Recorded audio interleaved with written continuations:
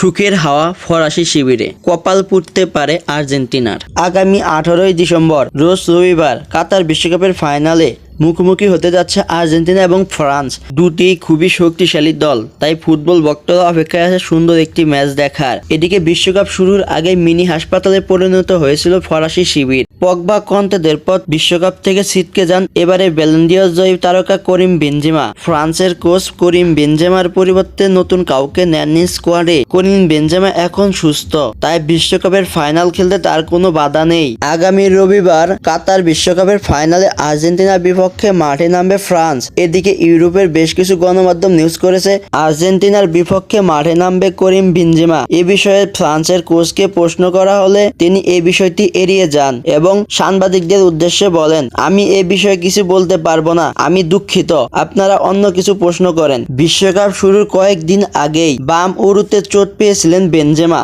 তবে তিনি না থাকলেও তার জন্য ফ্রান্সের বড় কোনো সমস্যায় পড়তে হয়নি। রীতিমতো ভালো খেলেই ফাইনালে উঠে গেছে ফ্রান্স।